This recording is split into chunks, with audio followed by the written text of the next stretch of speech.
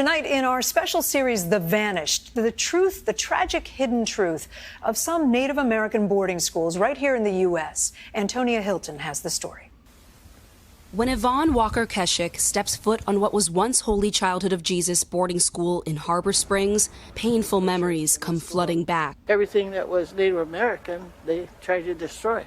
Yvonne was one of thousands of Native American kids, many of them Odawa children, sent to this Catholic boarding school between 1829 and 1983. Students couldn't speak their language or hold on to their traditions. Every time they beat me up, it got harder and harder to learn. She would grab me by my hair and use me for an eraser, drag me back and forth across the blackboard, until she erased the numbers.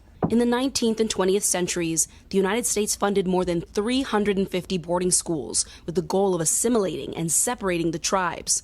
Holy Childhood was one of the longest running. Students often describe themselves as survivors of physical and even sexual abuse. Then, a terrifying discovery.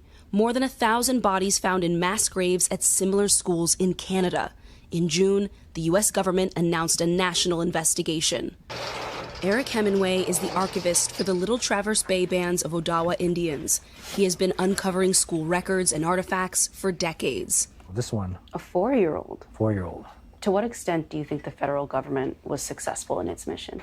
It was successful in that many of us don't speak our native language. But in a sense, they're not successful because I'm striving to learn that.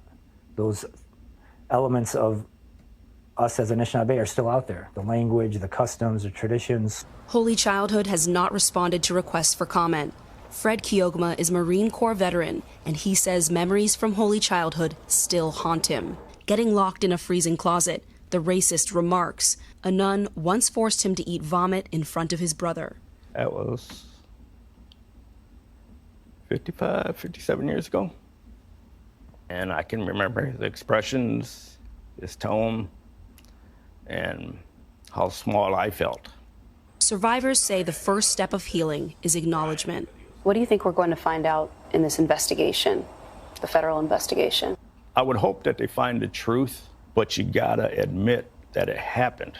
And that's what I think people are so afraid of, because it tarnishes them. It tarnishes their religion, it tarnishes their town, their school, or whatever, but it shouldn't be that way. Antonia Hilton, NBC News, Harbor Springs, Michigan.